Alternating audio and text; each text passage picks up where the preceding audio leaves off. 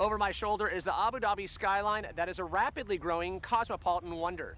In the spirit of urban celebration, we now check out the stairs, rails, and butterbox to a plain old-fashioned tabletop kicker near the bottom of the slopestyle course at the Oakley Arctic Challenge.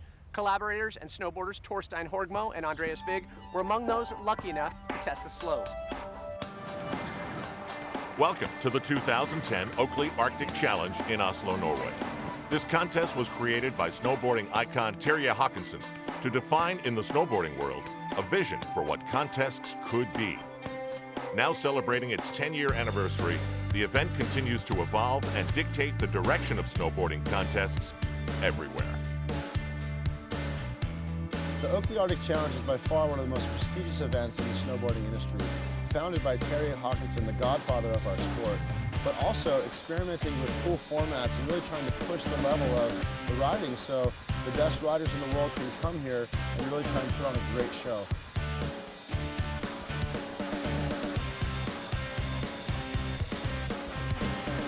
The Arctic Challenge is really unique because, like Terje says, it's a laboratory for snowboarding. Got like young riders like Dave Kotzenberg and Martin Morris, and then like the heavy hitters like Mikkel Bang and Torstein Horgmo, and then a bunch of like crazy European riders that just kill it. The Oakley Arctic Challenge is not just a great event, it's a good week, you know, with good parties and great people, good food, and just good vibes. Founded as a small pilot project back in 1999, the Oakley Arctic Challenge was created as an independent alternative to the more established events run by people who didn't understand snowboarding. It was just, things stagnated and people were not trying to experiment and get that progression. And I think there was too many people who didn't really snowboard that made contests. In 1996, Ingmar Backman's monumental backside air in Rikrons in Sweden opened the world's eyes to the possibilities of big transition riding. At the same time, Norwegian hero Terje Haakonsen had become a global icon, establishing himself as the world's best freestyler. He's the guy that I look up to when I was younger and still, you know. He's like, it's so funny, like when he talks, everybody listens. That's the way to go, you know. True legend.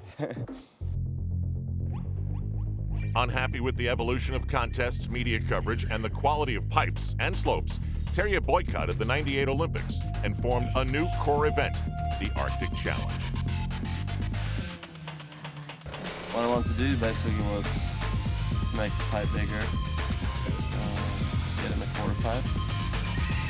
Being part of the event where the riders actually have a lot to say, because we know what's best for us and get the best riding. And I think it's for all the riders' interest to deliver the highest level of riding as possible.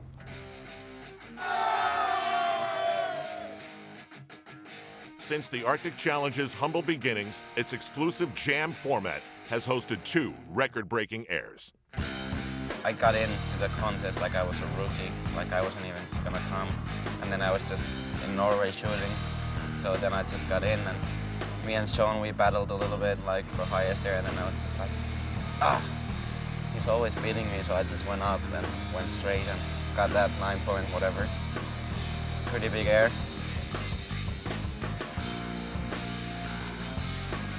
Yeah, and in 2007 when Terje did the world record, the back 3, that was insane. I remember everyone was just kind of shaking their heads like, this is unreal.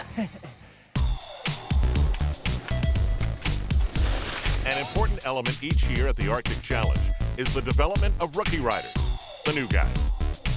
Yeah, I got an invite to Arctic Challenge, and I sat at my house just pretty much freaking out for about an hour, you know, like, gonna meet Terje and go to Norway, and all the chicks are gonna be hot, you know, and it's delivered. It's been really sick.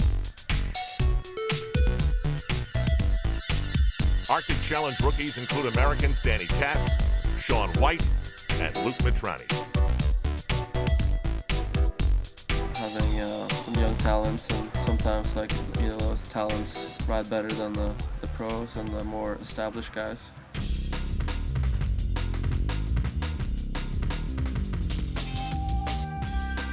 Past winners of the event include Terje Haakonsen, Shaun White, Heikki Sorsa, and Kevin Pierce.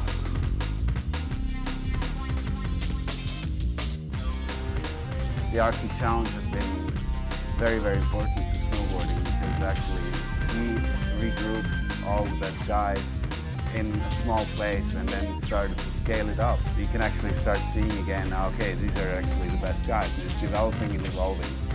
Not only having the chance to come over and witness such an awesome spectacle in snowboarding, but the community and the people in Norway and Oslo in particular, it always holds just magical experiences.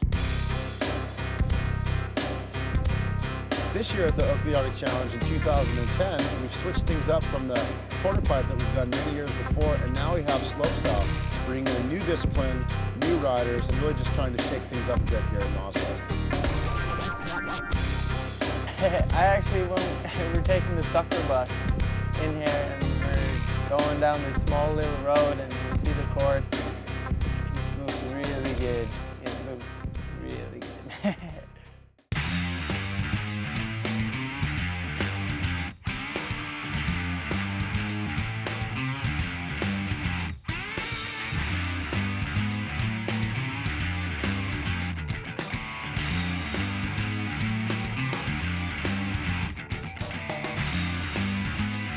Yeah, the course is sick. It starts off with a down rail, do a cab 270 on that. I think one of the sickest parts of the course is it's an up and rail, and it's pretty sick. You go super high in there. You can do like 3 to 7s off them if you want. And the jumps are really sick, and the last hip piece is really unique too. It's a rounded hip with a hip jump, and then just a normal jump on the left side. So I kind of like how they took new things into the course and didn't just make it, you know, like 3 jumps and 2 rails. It's a nice design. Coming up, an epic slopestyle competition goes down at the Oakley Arctic Challenge. This is the world of adventure sports.